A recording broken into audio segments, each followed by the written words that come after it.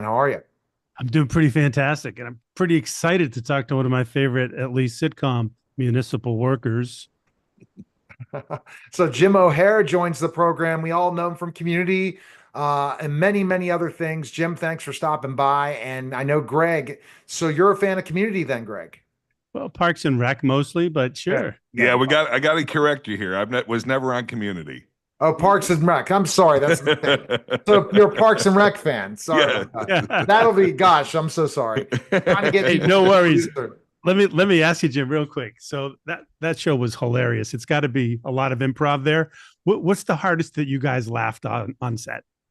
There's First of all, every day we did this thing called a fun run after every time we finished with the scene. So if everybody was happy with it, the director and the writer and everybody, they would say, "Okay, fun run," and that meant we could do whatever the hell we wanted. And so I can tell you, every single day was laughter, because you're putting improvisers together to have fun, and that's what it was. It was just fun. But I would say one of the all-time infamous bloopers that made us laugh, and it's all over the internet.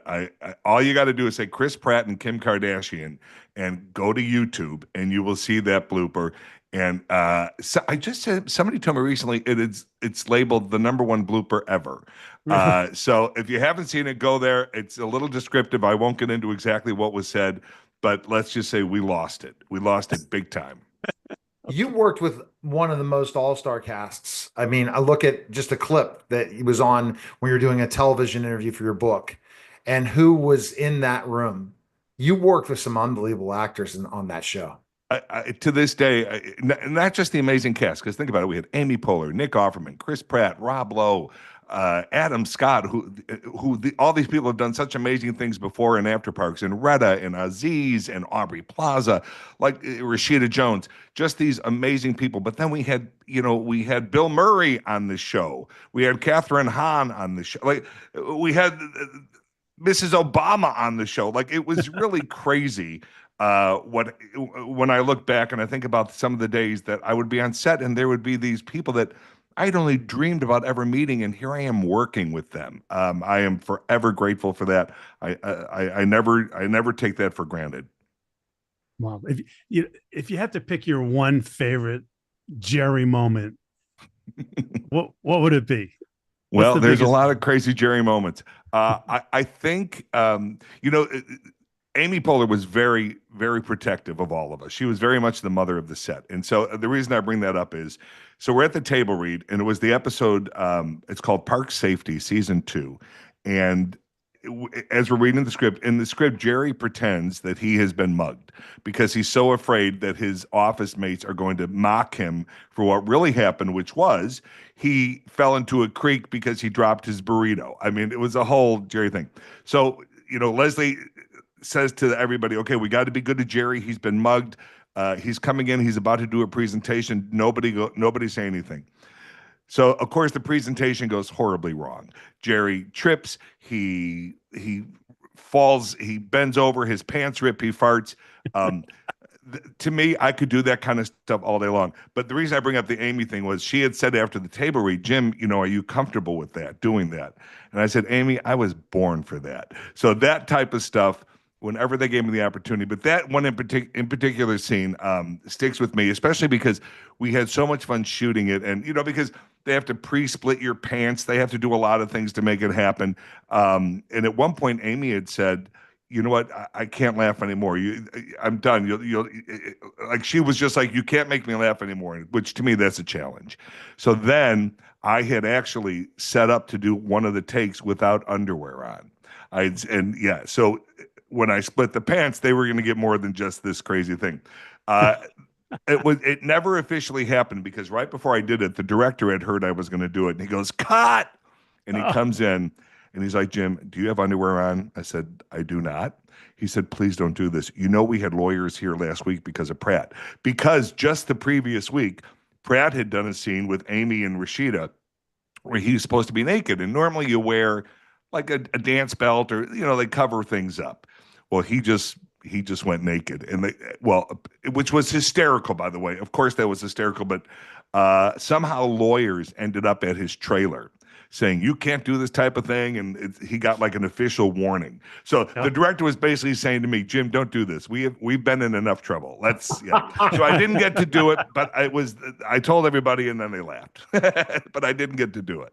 So before Parks and Rec, and then getting this opportunity, I kind of want you to take us back to what you think your biggest roles were before Parks and Rec, and then how did you get the gig? The roles before, Nick Offerman and I would always say we were very much journeyman actors. We were the guys getting the guest spots, getting the pilot that doesn't go anywhere because most pilots don't. So I was very lucky. Like I moved to Los Angeles in '94 and have never worked another job other than being an actor. So, and believe me, some years were tougher than others, but there was always work. So as far as probably the most well, it's weird because I'm known as a comedy guy, but I got to do an episode of Diagnosis Murder with Dick Van Dyke, and I played the most vile, disgusting serial killer, and I loved it. I thought that was the greatest thing. Number one, because it was taking me away from what people know me as, but also just as an actor, I'm an actor. I love doing all of it, comedy, drama, whatever, and so that one kind of opened doors that weren't open because people saw me as more than just the wacky neighbor or the best friend, the fat best friend. He's not just that guy. So that was an important booking. I was really happy with that. And then with Parks, the word got out that this untitled Amy Poehler project was going to be happening, and there was a lot of juice around it because for a number of reasons. Number one, Amy Poehler, and number two, it was from the guys who created The Office, and we know what happened to The Office, and so everybody wanted in. And I initially went in to read for Ron Swanson, which ultimately was played by the brilliant genius. Nobody could have done it better, Nick Offerman. But that is what I initially went in for. And I did my version of Ron Swanson, whatever that was. And they liked it enough that when it came time to start filling out other roles, they called me in for Gerry. And what was a little nerve-wracking is generally when I go to an audition, I kind of know who's going to be there, who my competition is going to be. It's going to be guys that look like me. They have kind of a character in their head of what they're thinking. But I showed up to the audition space, and it was everybody. It was fat guys, skinny guys, tall guys, short guys, black, white, Hispanic, Asian. Like they did not know what they were looking for, which that was kind of weird. And then I was trying to figure. I'm like, does this help me or hurt me? My chances. And then I realized I think it hurts me because it really they have nothing. Like at least if they've narrowed it down to the fat white guy. Okay, well we've narrowed it down to my little group. But then something, in that room, I felt like I did a good job. The Gerry character didn't even exist. They had to make up material for me to audition with because it did not exist because they didn't know what Gerry was going to be. And so I go and I do the audition. I felt good about it, as good as you can. And then a couple weeks later, I got the call that they booked me. And the call also came with a caveat from my agents because they said to me, Jim, they're being very honest with us, and they don't know what this role is, and there's going to be a lot of sitting around. And at this point in my career, there's nothing wrong with being a background actor, but at that point in my career, I was past doing that. I was doing guest spots and supporting roles in films, and so basically my agents were saying we don't think you should. Not we don't think you should. We think you should really think about this, about whether you want to take this. But for me, Neil, it was a no-brainer because I saw what happened to the supposed background players on The Office because I'm a big Office fan. And I saw what happened to Phyllis and Kevin and Oscar and Meredith and all those amazing characters.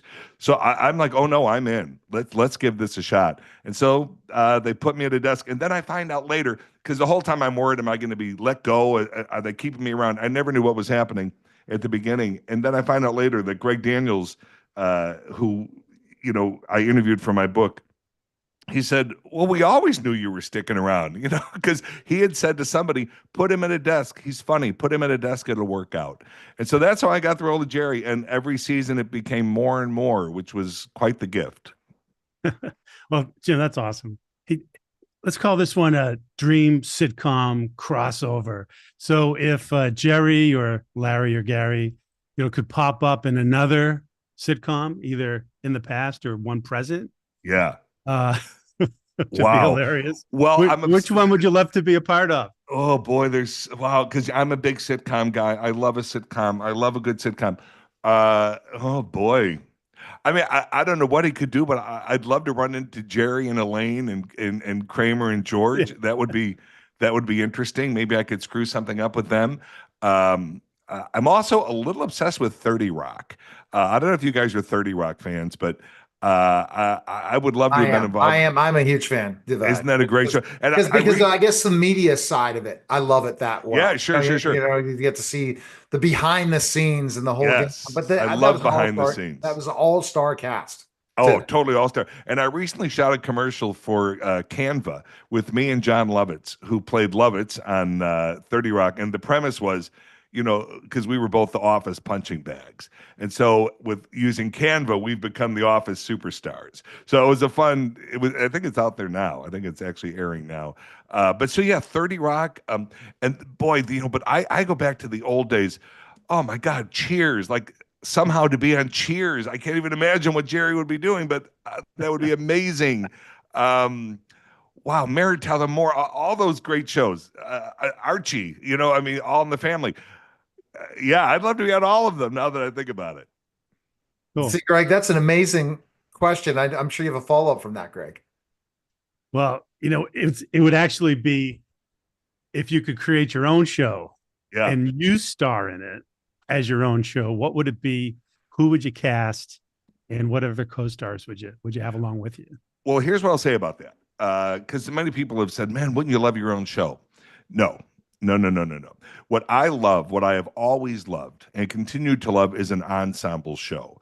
But yeah, I mean, say like in our show, Parks and Rec, we were an ensemble, but you had, Amy Poehler as Leslie Knope was certainly the lead. So I guess if it was that kind of show, wow, my dream cast. Oh boy, I just want to bring the Parks cast back together.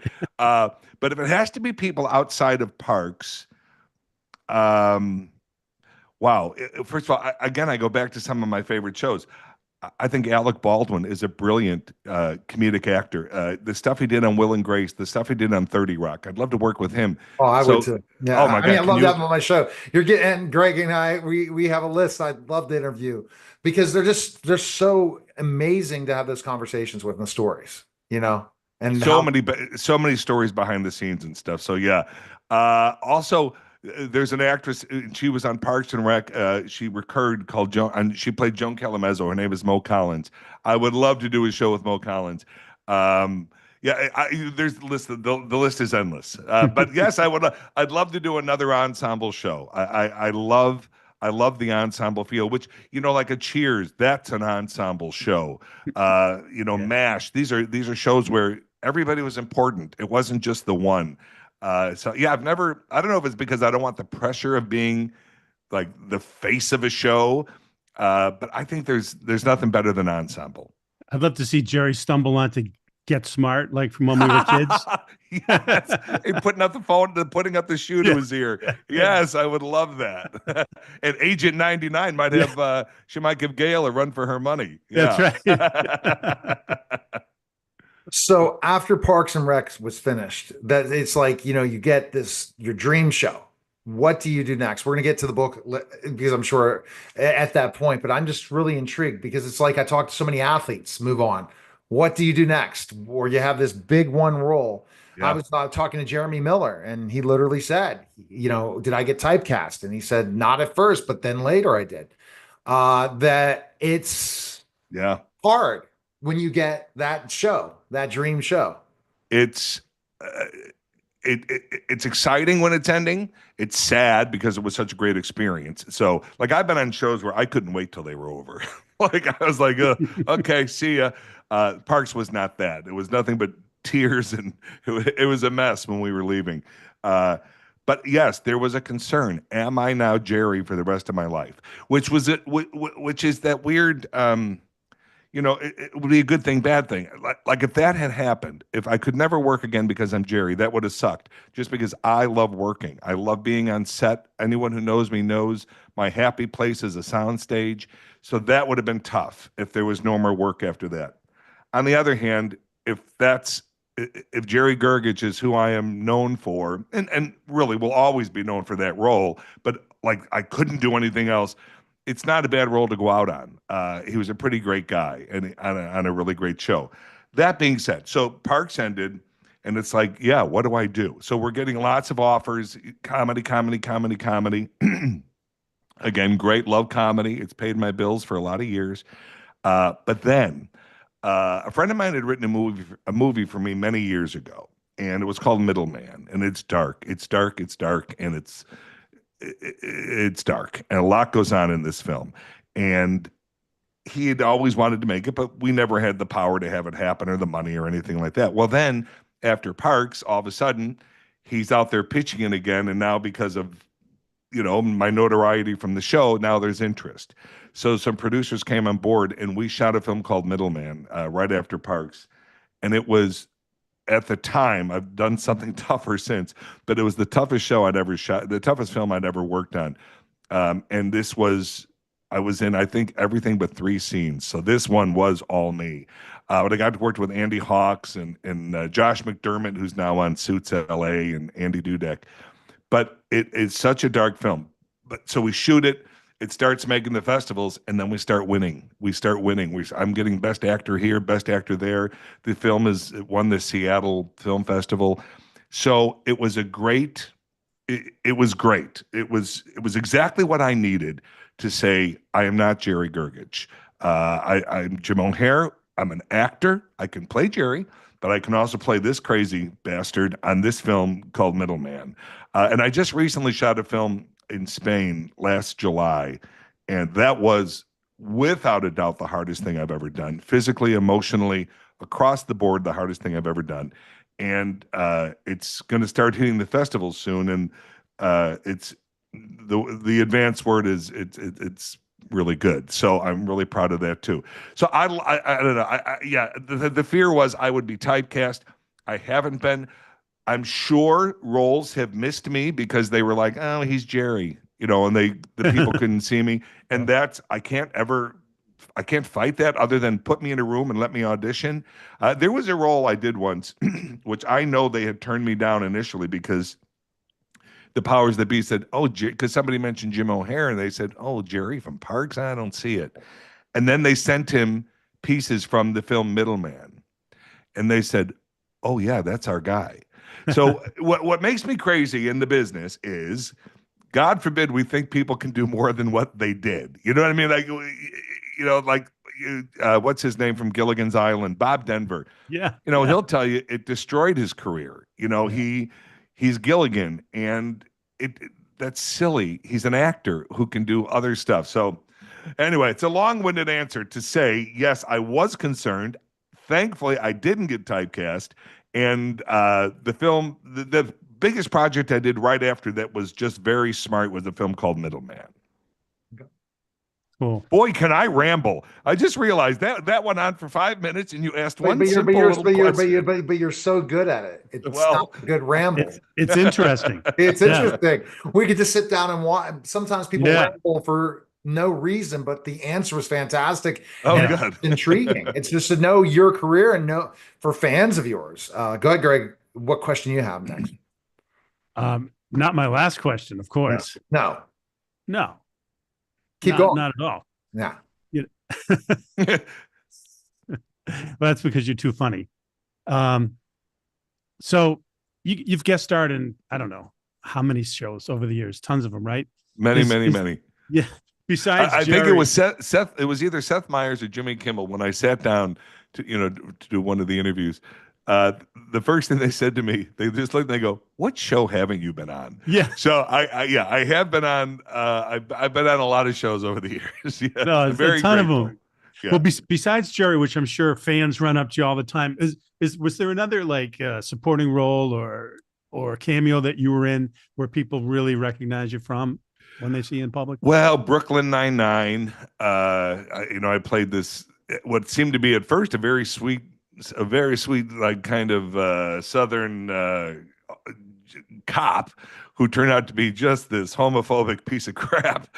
So I get called out on that one. But I will tell you, I had an incident happen not all that long ago, and it's embarrassing. But so this girl comes up to me and she goes, "Jim, I loved you," and I assume it's going to be about parks because generally it is. And she goes, I said, "Oh, thanks," and she goes, "Yeah, I just loved you in Criminal Minds," and I said, "Oh, you know what? I think you're confusing me with somebody else. I never did a Criminal Minds." And she Uh, said, "Yes, you did." I go, "No, I'm sorry, I didn't do." She pulls out her phone, goes to IMDb. Yes, I did do a Criminal Minds. I totally forgot about it. And not only in Criminal Minds, it was the penultimate series finale. Like it was a very important episode of Criminal Minds. So I'm embarrassed, and yet it's the gift that I because I work a lot, and that is such a gift that I'm so grateful for that I actually forgot about it. And then as she's pointing it out, I'm like, oh God, yes, I was Sharon Lawrence's attorney, and anyway, it all came back to me. But I've done a lot of them, and I get recognized from Friends a lot. I did an episode of Friends in their final season, and it's funny because when I did that Friends, I was just there for a week, and David Schwimmer he was directing the episode, which I love when an actor directs because they know what we're looking for. Like they get it. They're not just about camera angles, which is all important stuff, but they also know what an actor's looking for. So anyway, I remember being there that week, and I had worked with Matt LeBlanc before because we both did a terrible film called Ed many, many years ago about a monkey playing baseball, and anyway, it was awful. So I show up on set, and Matt's there, and I hadn't seen him in years, and he's like, "Oh, what do blah blah blah blah blah." And he introduces me to everybody. He goes, "Hey, Jim was in my shitty movie," like because they had all when Friends took off they were being offered everything. It was the hottest show, and these young actors and whatever. So they all ended up doing some pretty bad films. So anyway, but what I took away from that week was, wow, these people, they really are friends. These are people who care about each other. They were having lunch together. And this is after 10 years. This wasn't like the first season and they're all still liking each other. And I remember thinking, oh boy, this is the dream. This job is the dream. Not only is it a good show, but everybody gets along and they really seem to be enjoying themselves. To me, that was the fantasy. And then through whatever miracle, I lived that fantasy for 7 years because that's exactly what I had on Parks. I had these friendships, this quality of work that opened up so many other doors. The doors that it's opened, I'll be forever grateful. Forever grateful. Phenomenal. Hey, such great questions, Greg. And I'm going to let you have another one because, and again, Parks and Rec. I can't believe I get them mixed up. I'm sure it's just like Daffy and Donald. I did it one other time before. I had the voice of Donald Duck, and it said, "Let's welcome the voice of Daffy Duck." I remember that. I see. I at least can admit that, but you see, Jim, I can go with the flow. But I get you. here, I get I'm you. trying to get the last guest off the air, and we're going live again. I'm like, I don't have Jim's number. I'm deep. I got to better get him on quickly. And that's the producer hat I have to wear, not just the host hat. You're doing it all, Neil. You're doing it all. But good, Greg. With I guess one more question before the final. Yeah, show. that'd be great. So Jerry in Parks and Rec, he excuse my dog. He had a lot of hidden talents, right? Great painter, Yes. singer, and so on. Yes. Do you have any hidden talents that your fans don't know that you feel like sharing? Wow, hidden talents. Some would say I have no talent. You should read some of the reviews over some of the things I've done over the years. Well, Jerry and I don't know if you remember this episode, but there was a doctor who let the world know that Jerry had the largest penis he had ever seen. And just so you know, how that came to be was one of the writers was next to me at the urinal. And let's just say he was inspired. So I don't know. Is that a secret? Is it out there for the world to know? Whatever. Take that as you will. But no, as far as the hidden talent, wow.